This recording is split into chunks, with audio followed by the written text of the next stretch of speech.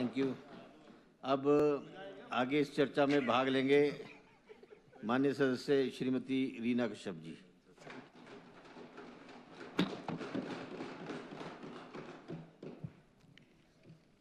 माननीय उपाध्यक्ष महोदय जी, आपने मुझे वित्तीय वर्ष 25 और 26 के लिए बजट अनुमान पर चर्चा करने का मौका दिया है।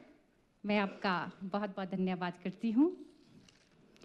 माननीय उपाध्यक्ष महोदय, पिछले कल यानी 17 मार्च को माननीय मुख्यमंत्री जी ने अपने कार्यकाल का जो तीसरा बजट है वो पेश किया, प्रस्तुत किया, और ऐसा लग रहा था कि सभी चीजें जिनका वर्णन पहले बजट में हुआ, दूसरे बजट में हुआ, अब जितनी भी चीजों का वर्णन हुआ अब वो तीसरी बजट में भी वही वर्णन जो नजर आ रहा है। और मैं तो कहना चाहूंगी कि ये बजट सरकार का तीसरा बजट और तीसरी बार रिपीट किया हुआ बजट है। ये बजट पूरे प्रदेश की जनता के लिए एक निराशाजनक बजट है। और जो 2022 में आपने जो वादे किए थे, जो 10 गारंटियां आपने दी थी, वो इस बजट में उसका उल्लेख बिल्कुल नहीं है। और इस बजट से हर वर्ग, चाहे वो किसान वर्ग हो, चाहे वो महिला वर्ग हो, चाहे वो कर्मचारी वर्ग हो, चाहे वो युवा वर्ग हो, कहीं ना कहीं एक उम्मीद थी, एक आस थी कि जो ये बजट होगा एक राहत भरा बजट होगा। मगर यहाँ तो उल्टा ही हुआ। ये बजट राहत भरा बजट नहीं, ये बजट सरकार का आफत भरा जो बजट है वो सामने आया है। और ये बजट प्रदेश की जनता के लिए शून्य के समान है। 2022 के दौरान जब चुनाव हुआ तो आपने 10 गारंटियां दी थी, एक गारंटी करके आपने कहा था कि हम ये करेंगे, हम वो करेंगे। जब मैं ये बजट बुक पढ़ रही थी तो इस बजट बुक में जो ये 10 गारंटियां हैं इसका बिल्कुल जिक्र इसमें नहीं है। और 10 गारंटियों में से एक जो महत्वपूर्ण गारंटी है जिसपे मुझे आज इस सदन में कहना भी है और बोलना भी है, वो गारंटी महिलाओं को 1500 रुपये देने की गारंटी है। मैं महिलाओं की बात करूंगी तो मैं कहना चाहूंगी, एक आंसू भी हुकूमत के लिए खतरा है। एक आंसू भी हुकूमत के लिए खतरा है। तुमने देखा नहीं आंसुओं का समुंदर होना। तो आप ये समझ सकते हैं। 1500 के नाम पर महिलाओं को एक नहीं, दो नहीं, 3 बार आपकी सरकार ने ठगा है। और 1500 के नाम पर वोटों को आपने लूटा है। पहली बार जब 2022 में जब चुनाव हुए तो आपने प्रदेश की महिलाओं को कहा कि सभी महिलाएं जो 18 से 60 साल की आयु की महिलाएं हैं सभी को 1500 मिलेंगे। और जब कांग्रेस सरकार सत्ता में आएगी तो पहली बैठक में जो 1500 की राशि है, 18 से 60 साल की उम्र की सभी महिलाओं को वो पेंशन मिल जाएगी। आपने महिलाओं के साथ झूठ बोला है, आपने झूठ बोला है। आप अभी और सुनिए, अभी आपने एक बारी सुना, मैं बताती हूँ आपने दूसरी बारी झूठ कब बोला। ये मैं महिलाओं के शराब आपको पढ़ने वाले हैं। और दूसरी बार आपने झूठ तब बोला जब लोकसभा का चुनाव हुआ। उस समय आपने क्या किया, आपने सभी महिलाओं के फॉर्म भरे। मैं तो हैरान हो गई कि जब मैंने महिलाएं वीडियो ऑफिस में, लोक मित्र केंद्र में इतना रश महिलाओं का, जब मैंने कहा कि आप लोग यहाँ पे क्यों खड़े हैं, तो उन्होंने कहा कि हमें कहा है सरकार की तरफ से सभी को 1500 मिलेंगे, सभी को। मैंने कहा ये किसने कहा? कहते हैं विधायक जी आपने सुना नहीं, नेताओं ने इस तरह से कहा कि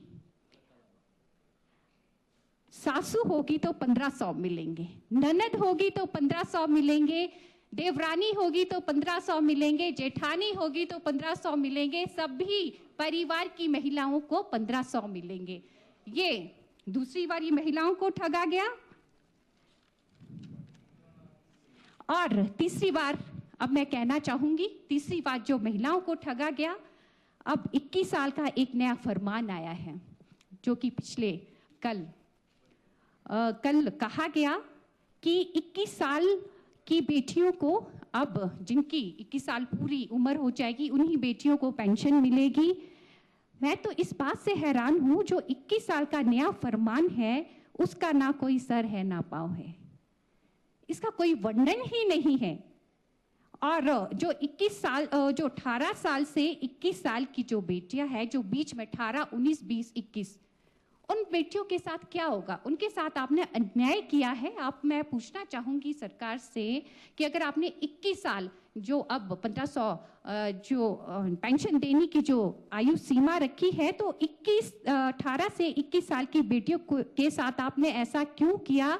आपने तो उम्र के हिसाब किताब से भी बेटियों को बांटा है। कल माननीय मुख्यमंत्री जी ने अपने बजट जब उन्होंने पेश किया, उन्होंने घोषणा की 21 वर्ष की आयु पूरी होने पर ही बेटियों को 1500 हर माह मिलेंगे। ये बेटियां और महिलाओं के साथ ये गलत हुआ है। और ऐसे जैसे यहाँ पर कहा गया, पहले भी विधायक के माध्यम से यहाँ माननीय सदस्य कि ऐसे चरण मत, ऐसे जो आपके चरण है इस तरह से महिला और बेटियों के साथ इस तरह से आप चरण ना रखें। तो मेरा आपसे निवेदन रहेगा कि महिलाएं हैं, बेटियां हैं, इनके साथ जो आपने वादा किया वो आपको निभाना पड़ेगा। उसमें भी मैं आऊंगी। मत भूलो ऐ सत्ता वालों, ये केवल हिमाचल की नारी की शक्ति है जो आपको सत्ता दिला सकती है, और ठगा हुआ महसूस होने पर आपको सत्ता से बाहर का रास्ता भी दिखा सकती है। ये हिमाचल की नारी की शक्ति है। और इसका जो उदाहरण है, जीता जागता उदाहरण, इसका लोकसभा का जो अभी चुनाव हुआ था वो उसका उदाहरण है। क्योंकि नारी अबला नहीं अब सबला है। क्योंकि नारी अब अबला नहीं सबला है। सरकार की झूठी गारंटियों का अब बजने वाला तबला है। इसलिए जो वादा किया वो आपको निभाना पड़ेगा।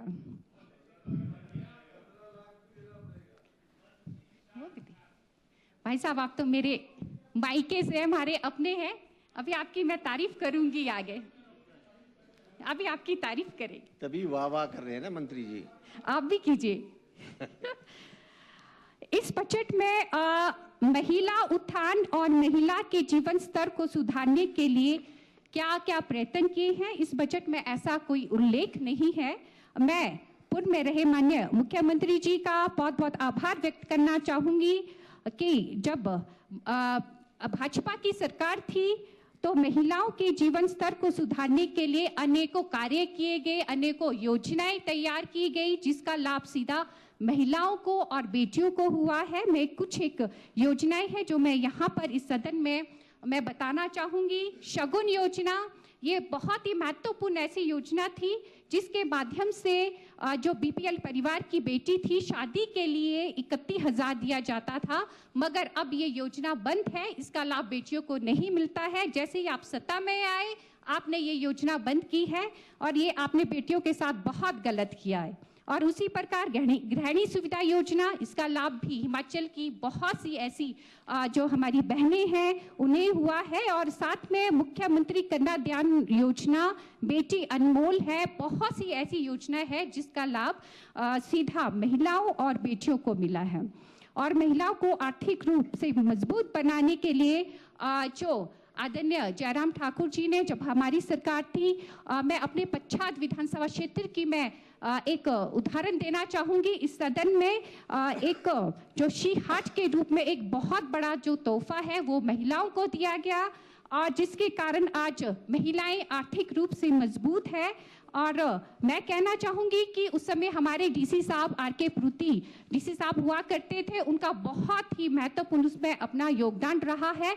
और मैं तो सरकार को कहना चाहूंगी कि जब इतने अच्छे अधिकारी आपके पास हैं, आप उनसे सलाह लें और महिलाओं के उत्थान के लिए आप क्या कर सकते हैं, ये आप जरूर आप उनसे पूछें। और आज के समय में जो शी हाट है, पूरे हिमाचल प्रदेश की महिलाओं के लिए एक बहुत बड़ा उदाहरण है, जो कि इस बजट में मुझे ऐसा कुछ भी नहीं दिखाई दिया कि महिलाओं के उत्थान के लिए आपने ज़रूर कुछ ना कुछ किया हो।